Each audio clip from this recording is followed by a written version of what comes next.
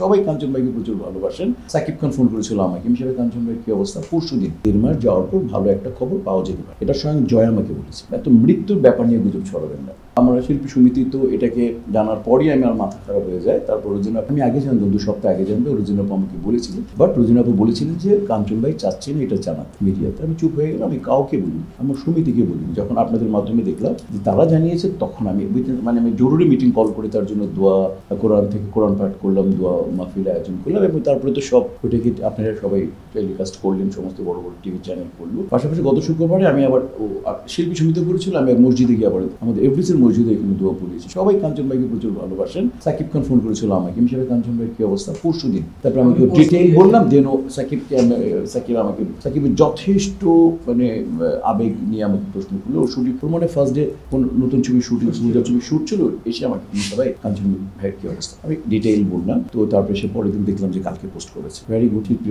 শিল্পী থাকা উচিত, ইন্ডাস্ট্রি থাকা উচিত, দেশ থাকা উচিত। তার সেটা যদি শ্রদ্ধা কাঞ্চন সাহেবের মতো শিল্পী হয়, তাহলে তো আমাদের সবারই তার পাশে থাকা উচিত। কাঞ্চন ভাইয়ের লেটেস্ট অবস্থাটা সেটা হচ্ছে যে আমাকে জয় ফোন করেছিল, তার ছেলে। আগে থেকে আমরা পরিচিত ছিলাম, ও ইংল্যান্ডে, এবং নিরাপদ সড়ক চেয়ে আরেকজন সাংবাদিক বন্ধু আছেন, ভাইস প্রেসিডেন্ট লিটন ভাইয়া। তো উনিও ফোন করেছিলেন। বাট ছেলে ফোন করে বললো, চাচা বাবার অপারেশন হয়েছে, অপারেশন হওয়ার পরে তবে স্পিকিং একটু প্রবলেম হয়, স্পিকিং বাবা কথা বলতে চায় কিন্তু একটু কথা বলতে একটু কষ্ট হয়। বাট ডাক্তার, গুড নিউজ হচ্ছে, ডাক্তার বলছে যদি এখন তার রেডিয়েশন চলছে, কেমোথেরাপি বা রেডিয়েশন চলছে, তো ওই এটা 1.5 মাস চলবে।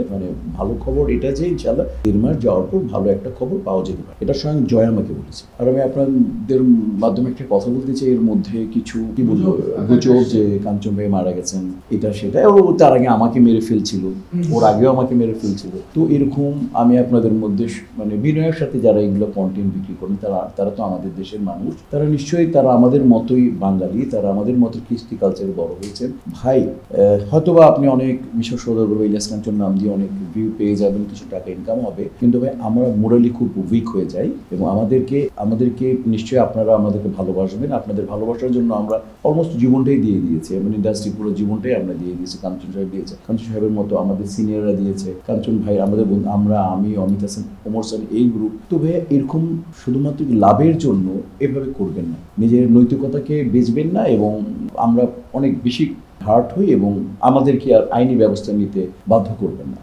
অনুরোধ রইব, কোনো শিল্পীকে বা কাউকে এইভাবে, কোনো সেলিব্রিটিকে এইভাবে আপনারা মৃত্যুর সংবাদটা অ্যাটলিস্ট না জেনে, শিল্পী সমিতি আছে, শিল্পী সমিতিকে ফোন করবেন, অন্য কোনো সমিতি, গায়কের যারা সংস্থা, তাদেরকে ফোন করবেন। কোনো শিল্পী বা কোনো মানুষকে বা কোনো সেলিব্রিটিকে অনুরোধ করবো, আপনারা এভাবে গুজব, এত মৃত্যুর ব্যাপার নিয়ে গুজব ছড়াবেন না, বিনয়ের সাথে অনুরোধ করবেন।